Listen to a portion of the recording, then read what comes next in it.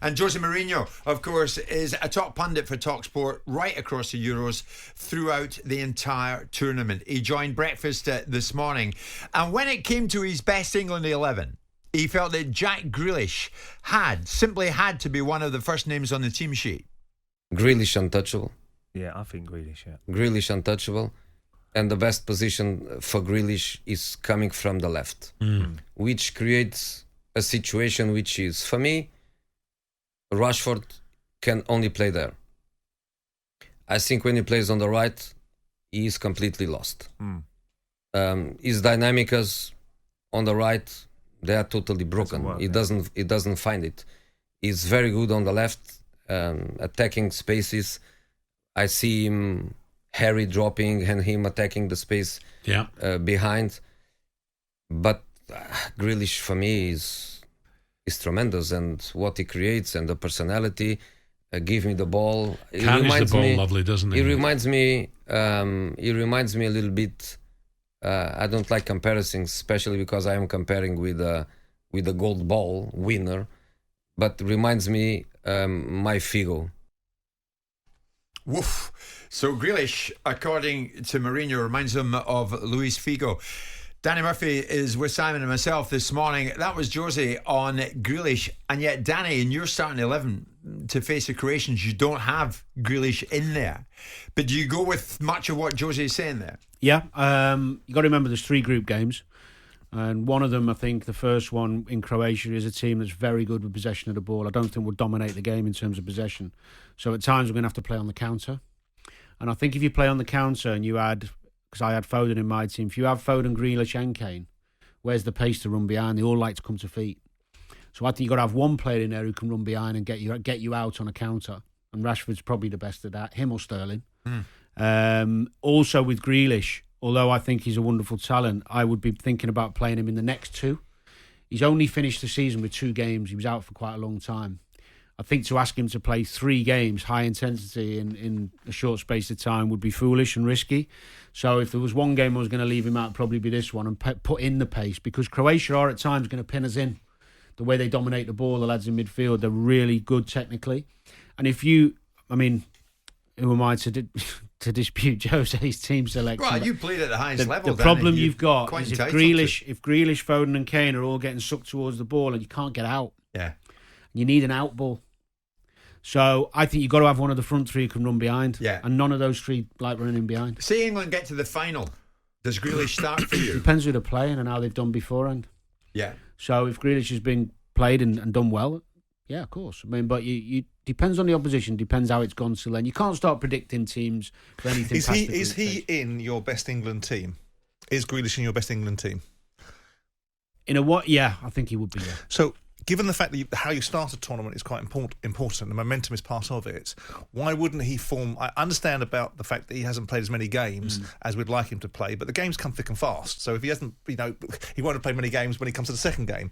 Wouldn't you want to be on the front foot, get the Croatia game out of the way, get a win, take some of the pressure off the other games by getting the first game out of the blocks with a win, by putting our best side out to try and achieve that? I think the problem you've got is trying to anticipate how the game might go. And that's the problem Gareth's got. And this is where they live and die by his decisions. I can't see us dominating Croatia for 90 minutes. So I think for me, you have to have an out ball in a game like that. Someone who scares them to get them back players to drop off. And I just think Grealish doesn't want to run behind because it's not his game. He's a dribbler. And Foden loves to come and get and manipulate the ball and beat people when he's got the ball at his feet. Doesn't really want to run behind because he hasn't got that electric pace. So if you don't play a Sterling or Rashford, I think you're basically giving up that option.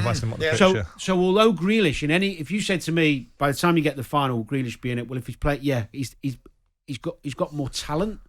He's got more variation in his game than Rashford, if you like, but with Rashford's pace and his explosiveness in a game against a team that's going to dominate the ball at times, which they will in 3 in midfield because they're all technically superb, I think for me he has to play. I think he's the best at running in behind we've got. Well, Mourinho was magnificent this morning on breakfast. He gave us a brilliant insight on the qualities of Harry Kane. Listen to this.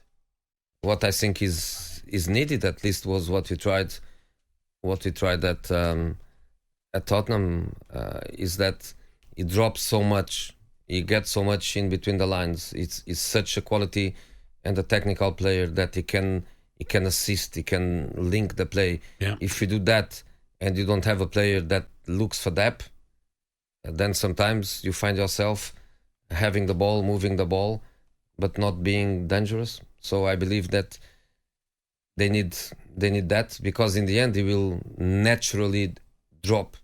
Naturally he will try to, you will see him leaving his area, coming deeper to get the ball. Getting the ball, great vision, great passing, change of the direction from side to side, 70 meters, now explore the opposite fullback. He has all of these on him, so we cannot say only him can score goals. Other guys, they have also to have that responsibility, I believe. So in effect, he's saying about Kane dropping in and having that wonderful repertoire of passing. But if you play in his team, Foden and Grealish, who's running in behind? It's a contradiction. I understand that he's probably just picking his team up. Maybe he hadn't planned it. But if you've got Kane dropping off and Foden and Grealish like to get the ball to feet, right? When he spins and he knocks that player off, who's he playing it to? Right. Mount. You could argue Mount from that number 10 position if he plays as a 10 or as one of the three in midfield. Mount's got the legs to do it, but you're running from deeper. Son and Kane play well together because the exact same reason Rashford would play well with Kane. Yeah. What's your take on Roy Keane's comments about Harry Kane? And Keane says, Danny, he isn't a good leader, as he won't dig out his teammates who aren't hitting the standard. Well, it's interpretation of a leader. I watched David Beckham quite closely when he was captain of England. He didn't dig anyone out, but he had a wonderful ability to drag people with him with his enthusiasm, his tenacity, his energy, his quality. People would follow that. I think that's rare to be able to. And we duly won nothing. Yes, well, I think it's rare. I also think being a striker and a captain is hard.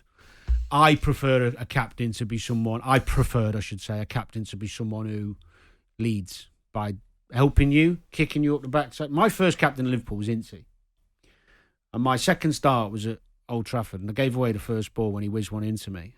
He absolutely gave it to me, but I didn't lose another one. Right. You know, and Ince was a leader because he could walk the walk and talk the talk. He talked the talk and walk the walk. Yeah. Stevie became that. Stevie was a quiet leader. But Stevie would be a bit like Beckham, by the way he play and his energy. But then Stevie grew into the demanding, communicative leader that you need. And I think the best captains, I tend to agree with Keane. I would never have a striker as a captain. Never? I can't. I don't see it work. It doesn't. You can't see the game as much. You can't communicate as much. Centre half or centre mid. Really? I mean, does the position matter that much? That we've got goalkeepers who are captains. Yeah, but you're talking about exceptions to the rule who are successful. Yeah. If you look at most successful teams over the years, the especially club level, the captains are usually vocal. They've usually got some gumption. And, yeah, sure. John Terry was a good captain, an old school type of captain. Yeah. He'd have your back. Stevie would have your back. What do you want to see in an England captain? What do you need to see, Simon? Well, I think an element of what Roy Keane is saying is right. I think that we've picked up on the fact that you dig your teammates out. Digging your teammates out, concentrating their mind, making them understand their responsibilities, getting them at it, on it and across it, isn't the same as just digging them out. It's demanding and expecting a better level of standard from a player that's evidently capable of it, right? If a player isn't capable of it, then people won't waste their time digging them out because A, they probably won't be inside in the first place, and B, if they are, then they'll soon be out of it. I want to see people that lead by example. If you're a captain of your country, then you should be able to perform at a certain level. So leading by example should go with the territory. Well, Kane could definitely play. He can walk the walk. Yeah. But the idea that you call your players on, that you demand and expect a standard. Now, Roy goes overboard. He went overboard when he was in Ireland with Mick McCarthy and called upon the standards. But that was him going a little bit too far, and he himself acknowledges that. But I do think there's an element of, if you're going to have a captain, and a captain is going to be instrumental and influential at key moments when the game is going, not when everything is fine, everyone will be great. It's when the moments of adversity come, and you need to make sure that everybody picks themselves up from whatever particular moment of adversity they got. I want to see a captain that's capable of doing that. I don't think we've had too much we haven't had great options as captains. Kane's been given it out of necessity, really. You know, we haven't had a group of players that you're thinking. Well, oh my you God. would think logically, because he's the poster boy right now for everything that seems to be. But that's the way the FA successful as goes. Jordan Henderson. Yeah. Would Well, be not now. Not It's a now bit because late. he's not fit, and perhaps it's too late now. But you would have thought his personality and his You still got him in your attributes starting might 11. have been the. I'll tell you a really captain quick of the story about Henderson, that caused a ripple on Twitter. Wow. Well, it's opinions. But Roy Keane, we played it was a League Cup final against Man United at Cardiff, just quickly. And what he's talking about there, digging out people, it can go the wrong way. He absolutely annihilated Veron for the first 20 minutes, half hour. Absolutely annihilated him. And Veron capitulated. And Veron's a brilliant player, by the way. It was great coming up against him a couple of times, see his talent. But on that day, Keane he overdid it. And Keane ended up rowing with Rio Ferdinand about because Rio was saying, hold on, you're killing him here. Because he was suffering, Veron, because of what Keane was doing to him. So there's a fine balance. Yeah. You know, and Keane might say to me, well, sink or swim, you know, like you've got to be better than that. You're playing for Man United in a cup, you're giving the ball away. You know, he was hammering him. So that's where a great captain knows when to go. Sure. Come on. Yeah. Sure. Jim White and Simon Jordan. Monday to Thursday morning, 10 till 1. On AM, on DAB, via the talkSPORT app and on your smart speaker. talkSPORT.